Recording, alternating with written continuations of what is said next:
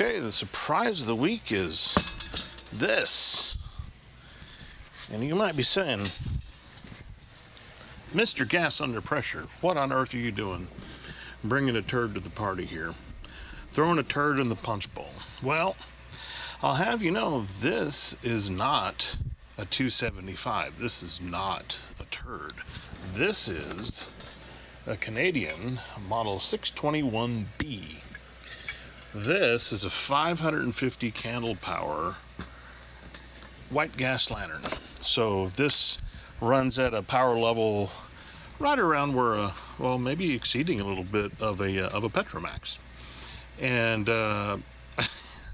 if I would have brought out the blue one, you would have known exactly something was different.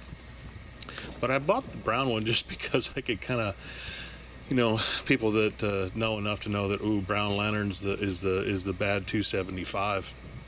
But this one is like far and away blows it away. It is a single mantle that uses the 111 mantle, and so it's the huge one, the big mantle. So this is the shape I've got it in. It is a let's see, February 1977. It's in really nice shape. Bottom of the fount looks really clean. Top of the vent looks really clean. Came with a very nice picket fence globe, which the tapered globes are expensive, and picket fences are even more so. So yeah, this is a pretty good deal here. So I've kind of looked at it a little bit. Everything moves like it's supposed to, and what I'm going to do is essentially clean it up and fire it up, because the pump could use a little bit of oil, which is fine. We'll give a little bit of the neat's foot oil treatment and bring it the leather back to life here. Probably what we'll do is we'll throw some fuel in it and pressure it up to see if we have any leaks from O-rings in here. So we'll take the top off and take the collar off and take a look underneath there. That's super easy. And probably give the vent a quick scrub, so we don't bake on any dirt and scuzz on there, so we don't want to do that. Clean the glass, affix the mantle, and off we go. So let's get started. So we're going to go ahead and pull this bail, pull the top off. Now you notice you're starting to see this looks an awful lot like a large 335, and you'd be correct in looking at that way, because that's pretty much how it is. The same kind of stamped steel type of mixing chamber. We've got an old mantle debris that we don't need. The same kind of little ears that hold on the top onto either side of this. And but this one does have a heat shield, so there's that. It's got some parts and pieces of old mantle here. The chrome that's on here actually looks to be in pretty good shape. I don't think that's stainless. Maybe it is. But so this is really easy to pull apart, and this is why I love this style of lantern, because they are so easy to work on.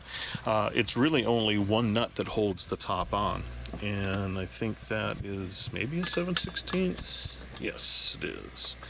And of course, as we're doing this, the nut is unscrewing out of the screw is unscrewing out of the fount, but that's okay. We can fix that. Because the nut is loose. We just need to put a jam nut against this, and we'll crank it down, and then it'll stay. So this will just lift straight off. That's super easy. This comes off of here like that. That's super easy, and we've pretty much broken the lantern down. There's not a whole lot left. We just have the valve exposed here, which is what we want. So what I want to do is I want to get some fuel in here, and it smells kind of old. Yeah, it smells kind of varnished a little bit. I could probably do with a rinse of some fuel. And I'm sitting here looking. I need to go get another can, and as you might know, this white gas stuff is getting expensive. So I'm only down to, I think, 3 cans back here, so I need to go get some more. But yeah, we want to kind of, whoops, to make sure I didn't unplug my audio.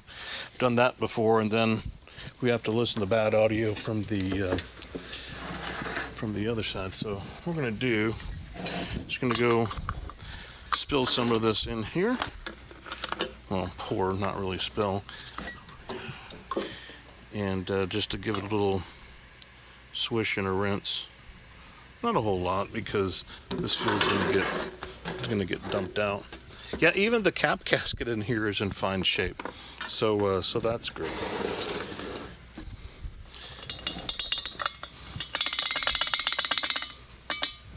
Okay, we'll do that. Swish it around. In fact, since we're going to be, let's see what we can pour this into and see how bad it is coming out of there. This is a relatively clean beaker we've got, so we'll try pouring this out and see if it wants to come out.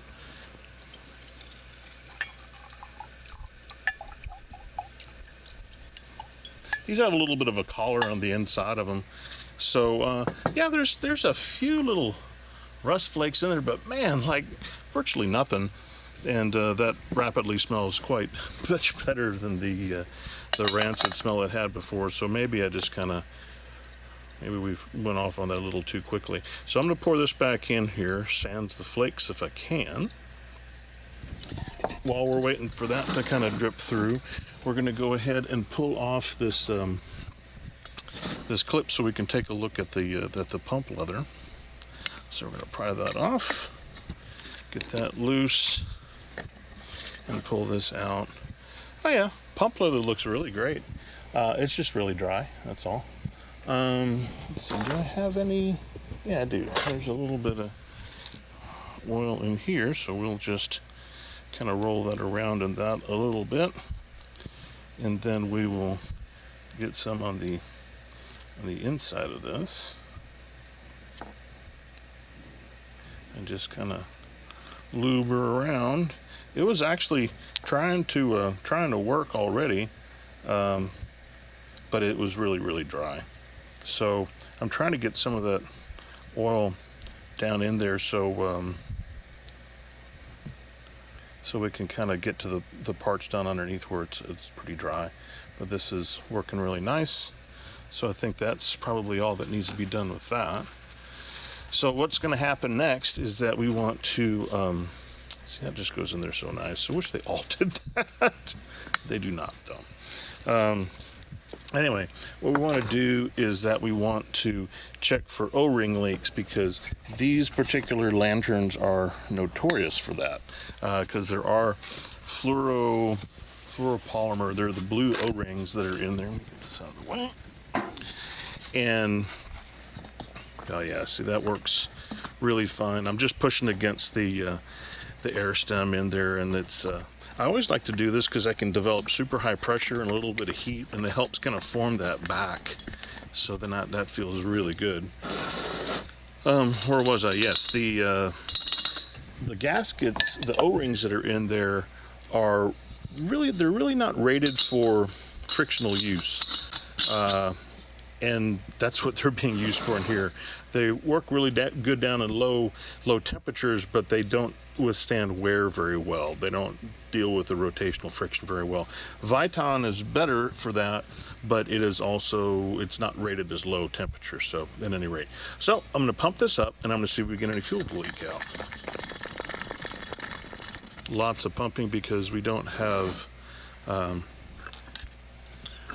much fuel in there. So this is probably going to give me a little rocket.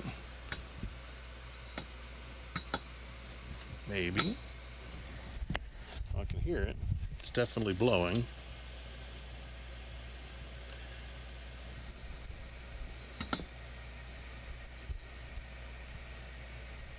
Did I not get enough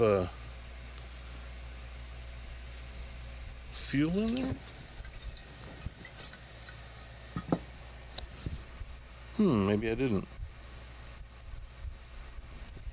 Okay. Well, that's fine. We'll put some more fuel in there. I didn't put a whole lot in because I was anticipating having to kind of pour it back out. So there's probably not enough in there to hit the bottom of the pickup. So since that stuff came out really pretty clean, I'm just gonna go ahead and use it instead of running it through the handy gas plant or something like that. So we'll just go ahead and give this a good fill.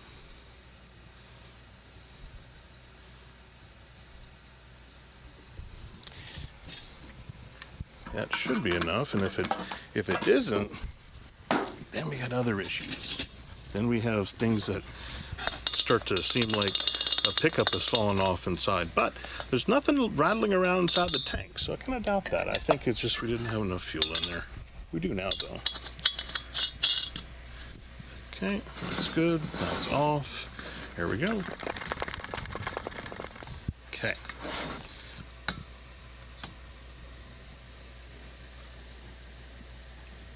Lots of air. Even more. There's the fuel rocket. So yep, so now we know we've got fuel up in here, and so this is a good time to look for a leak. So I'm gonna unscrew this here. I try to without messing it up too much, because it's kind of a little bit tight, but she's coming off. Where you're gonna see those leaks is, number one, it won't shut off the fuel, and it does, so that's good.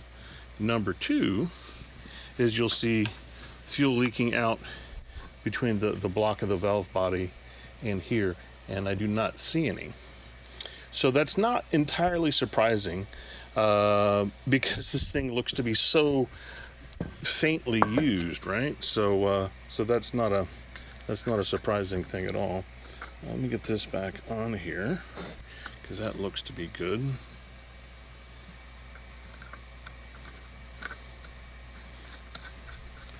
So this means that it's going to be, this will be probably pretty quick startup. Yeah.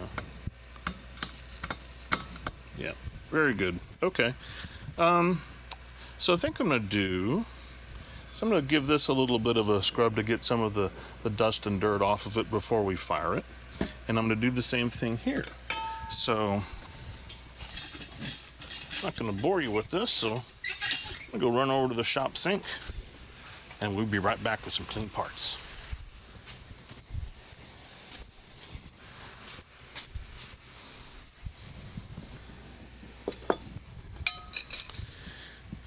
Okay. A little bit of a jump cut there, but you know what? You don't have to sit there and watch me do all the cleaning and other kind of silliness, because no one wants to see that. They just want to see things work, right? So that is what we aim to please. So that's what we've done here. We've just kind of cleaned this up here. This looks in pretty good shape. Set that down somewhere where it doesn't get dirtier. I cleaned up the bottom of this. It looked a little grungy, so it is now, and now it looks really nice and shiny. Really nice, actually. I'm really impressed at how nice this one looks. It could probably get a little better if I spent some time with it, but this is going to be a user, and it won't take long for this to get all filled up with moths and other scuzz and stuff like that, so we'll leave that there. Just kind of looking at this, if I wanted to kind of spend any real time cleaning it up, maybe wipe off a little bit of this burn mark here. Get my cable. One of these days, maybe I'll get a wireless set up here. Wouldn't that be nice? Anyway, so yeah, this all looks pretty good. There's a few little spots on here where it's had a little bit of burning, but you know, this aluminum it's really soft, and these were never polished really bright. I mean, they were a satin finish. That's what they're supposed to look like. So I really don't want to bust out the mothers and polish this up to a mirror shine, because that's not the way it is. But if you use a microfiber cloth like this actually seems to be doing a really pretty nice job of kind of cleaning that up, and looks pretty good. So we're gonna call that good. Now this fount could probably stand to have a little bit more cleaning, but like I said, you want to watch me clean a fount, or you want a lot of 550 candle power lantern? I think I know the answer to that. So the other thing we got to do that we ran into is we got to get this squared away. So I'm going to use a jam nut on here, and we're going to use that to screw this in tight, so that way it won't want to back out on us. And then I'll be able to crank it down without any real problems. Since they're both roughly the same size, I got to use one of these jobber doobies to kind of give some crank on it. So now we can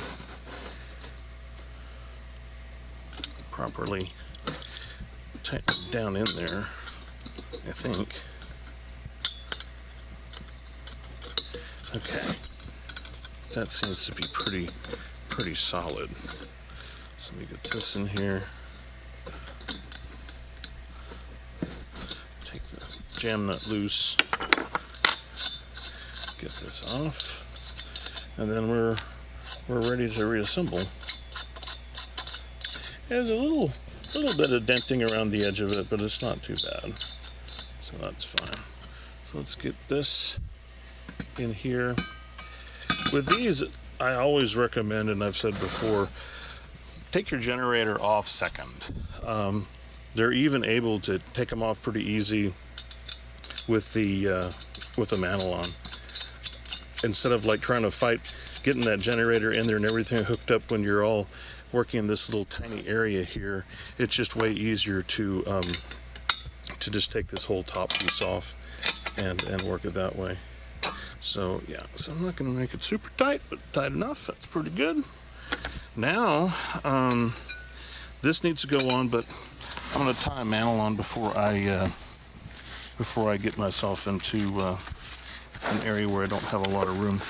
So this is going to get one of the Peerless 111s, which are equivalent to the 1111 that these are, and you can still buy the 111s from Coleman. I just haven't, because at the time I didn't see them, but now they're out there, so I want to go ahead and get one of theirs one of these days just to see how it works. But man, these are mantles, and you're wondering why is the lantern bright? Because it uses one of these. so yeah, it's pretty bright.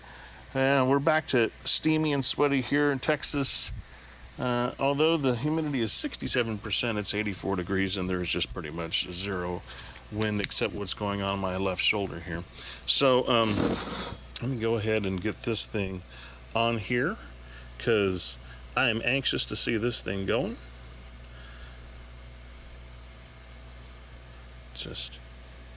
Yeah, these big ones they're a little different to work with because they are so large. Probably should have tied the first knot outside. There we go. Okay, now we go. So now we're going to kind of distribute the folds around so it's more or less even. Looks pretty good. Cinch that down tight and then give it another knot. And then, to prevent sadness, we clip our mantle strings, because if you don't do this and it touches your globe, you'll get white marks on your globe which you cannot remove, which would be a real bummer. So anyway, that is our massive mantle. I think I normally do these with the torch, but since there's limited room here, I'm gonna use a match and the torch here to get this going. I think I'm probably gonna have to turn this a little bit out of the way. And for those of you new to the channel, I have to light these matches with the torch because they're so old and they don't work, so I have to do this. So that is kind of where we're at. Well, we at least know that the air tubes are working great. Both sides are draining out quite nicely. Whew. Get away from that a little bit.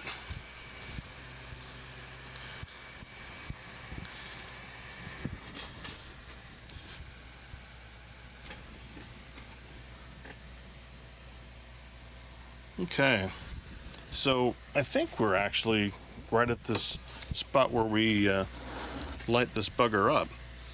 And I think that I want to put it all together before I light it. And maybe, oh, I gotta get the heat shield in there. Maybe I am, you know, this is one of the things like, well, you should have tested it before you put it all together, but I know we're gonna get fuel, so I know that's working. And the problem with this is that these are really tough to assemble when the lantern's running. It gets really hot, and it's difficult to work with. So I'm just going to do this here now.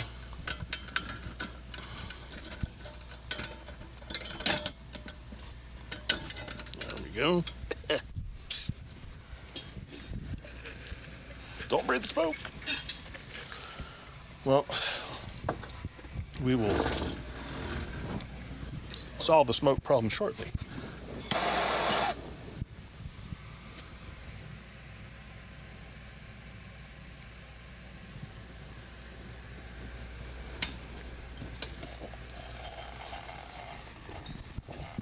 And it starts off in typical Canadian style with lots of fire.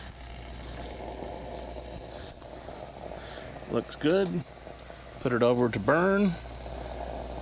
And off she goes. Yeah. Woohoo. Yeah, this one needs, we let it, a lot of air come out of here, so we're gonna have to pump a lot of air in here to get it back up, but holy moly is this bugger bright. Yeah, yeah.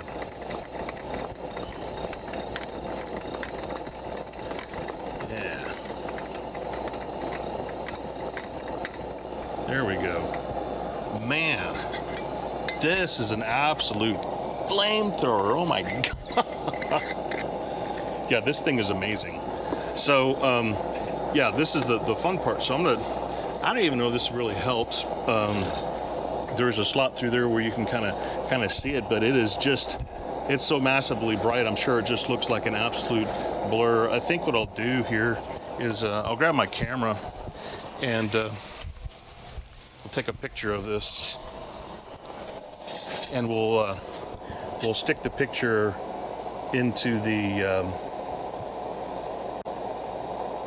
video so you can see how massive that mantle is. It's absolutely enormous. But that is it. This thing just runs like a top. Lots of blinding light, and yeah, tremendous amount of heat coming out of it too. That's just flat awesome. So this is great for if you want to troll friends that have a 275. You can bring this brown beast out there and really show them, you know, what's going on with it. So anyway, that is the I gotta look at this again. Yeah, 621. I don't want to say the wrong thing. They came in 3 colors. They came in green, blue, and then this brown. And yeah, so the 621B, which is the one I got here, this one does not have the Schrader valve in it. And because it doesn't, well, this is probably not helping, is it? Look over here because you probably can't see me over the blinding light. Anyway, so this one does not have the Schrader valve in it. And because it doesn't have the Schrader valve, all it has is those O-rings. The O-rings are easily available on eBay. And you don't have to worry about buying some weird special Schrader valve to make all this thing work here. So I would recommend the B model. I forget which other one. There's 2 of the 621s that don't use the Schrader, and the B model is one of them, and I don't remember the other. But anyway, I would highly recommend getting one of these if you can. They're Canadian, so you have to deal with getting the Canadian generator for them. And then, of course, they generally have to come from Canada, so you get to pay that kind of shipping cost to get it. But I'd say it's worth it. So I love this thing. This is, you know, it doesn't... Just a few seconds, I'm in love with the darn thing. So anyway, that's it for this episode. Hope you enjoyed it. Stay tuned. We got more stuff to go. We're still working on that 460G conversion, or 457 to 460G. You see parts and pieces of it everywhere here. And we're going to just go ahead and keep having fun. So until next time, keep them lit.